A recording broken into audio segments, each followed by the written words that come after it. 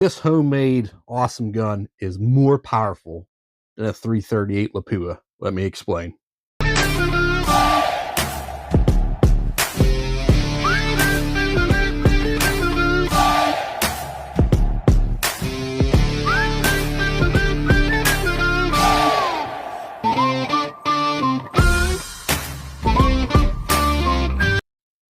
All right, so this everybody knows this gun if you're familiar with my channel. This is my 458 Win Mag that me and my buddy Mike Hawk built. That's my purse! How do you? It's a Remington 700 receiver. It used to be 300 Win Mag. We got a barrel rechambered for 458 Win Mag. So it's a Remage style. It has a Savage locking nut in there. Put a mag in there, which it actually does work with a 458.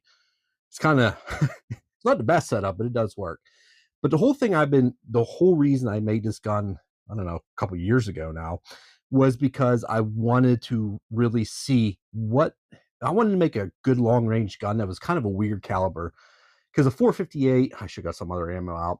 It was mostly made for Africa, elephant, Cape buffalo, such like that. 500 feet a second, 500 grain, about 2,300 feet a second. It's a very good gun for that. Very common. People used it. They had a slightly bigger one, the 458 lot. But what I wanted to do, and this is what took me so long, because I had to find different powders, different bullets, everything. It took time and effort to really figure out the reloads that I wanted to get. So I'll put up a little graphic here, just AI Google overview. Could be different results. I don't know. But the 338 Lapua with a 250 grain bullet was 2,900 feet, 2,960. So with these, I don't know if I have any here. 86 grain, that's 86.5. 86 grains of powder of A2230. We were getting 2,963-ish feet a second or more. So same grain bullet, 250 grain bullet, faster than a Lapua. Okay, and then I still had room in the case. So these are extremely compressed load. I mean, it's as much powder as you can get in them things. There's 88. I think one of them is pretty hot. Like one was like 88, 3 or 4 or 5. You know, it was one of them ones. It's as much gunpowder as you can fit in there. We're gonna break that 3,000 feet per second with a 250 grain bullet. So as far as bullets goes, I'm going with the Hornady, the Monoflex. They've been holding up very good. So the FTX is a lead core. It even says right on, they're only rated for 2,100 feet a second. These guys are solid copper. They have a hollow point. You can notice the tips are a little screwed up. I'll get into kind of reloading this. Had to be the single most difficult caliber. I had to figure everything out how to reload. Just setting up the dies was different. Okay, I did a lot of reloading, but so don't mind my mess here. I literally just dug all this stuff out and just bolted it to this old desk that's been sitting out here. I'm gonna redo everything. I'm gonna make it nice and pretty, but for right now, this is my mess I'm working with, and it works. So setting up the crimper and the seat die was probably one of the hardest, and the sizer and the punch. I did get a couple of them stuck with these silver cases. Oh, I think I threw them out. But all right, here I think I threw the ones out. Yeah, with the nickel plated casings, they're easy to get stuck in there. I actually had to heat that up with a torch to get it out. But once I got everything set, I have other blocks I can pull them out for different things. So that's set for that. And then I've been just hand measuring the powder. I do have an automatic dispenser, but I've just been hand measuring everything. So let me quit talking.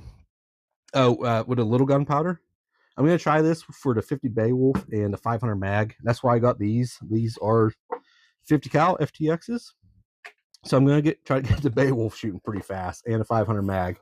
So make sure you subscribe if you want to see this stuff. I'm going to quit talking, and we're going to get this thing up behind my backyard here and see if we can break the 3,000 feet per second. It is like 0 degrees. So with a cold, dense air, we're probably going to lose some velocity. The bullet coefficient is probably going to be terrible today. I'm not sure. I think I would imagine that's how it works. Thicker air. But we'll see. And we'll try them in the summer. Maybe they'll shoot faster. But let me quit talking and let's see if we can make this thing more powerful than a 330 Lapua.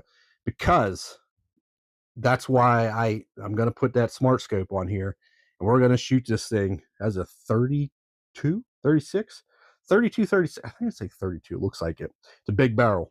We're going to see how far this thing shoots. Hopefully, I didn't get a chance to even see how these group. I was just trying to get velocity. So here's here's hoping that bullet actually groups good. So, all right, let's get out there and see what it does. Okay, I just set the chrono up there. We're just going to test it 9mm here. 1091. Nothing. 1089. All right. Try one more.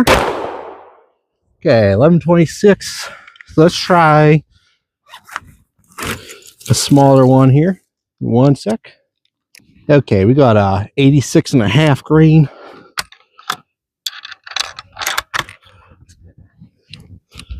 All right. Oh, wow. Oh, wow. That was almost so close. All right, so let's try a faster one, I guess. Okay, actually the first 87.5 did not fire. The instructor primer hard did not go off. That was kind of scary. I tried it again, but it didn't. So let's try this one. Primers are pretty old. Hopefully it was just the one and done. There we go, guys. Dude, that thing is loud. 3,003 feet, but we still got faster ones. I think this is the gangster one. I'll save that for last. I think this is the vice versa. Let's see.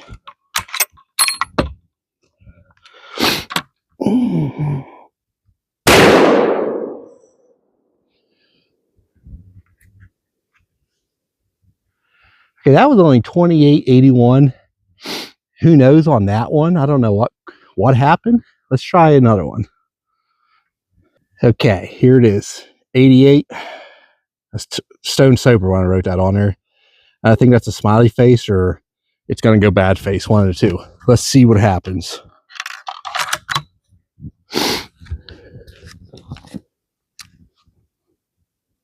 2881.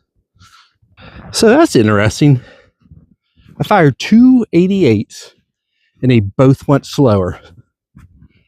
That is strange. All right, here's the deal, guys. With them 88s, there was so much gunpowder in there, I couldn't get a good crimp. The bullets were a little bit loose, and I could smell raw gunpowder. I think it was too much to the point where I couldn't get a good crimp.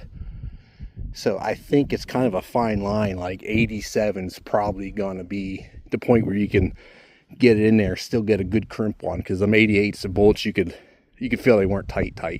So I think that's what happened there. But we might have to bore this out to a 458 lot to get that extra case length. I have to get new dies and everything.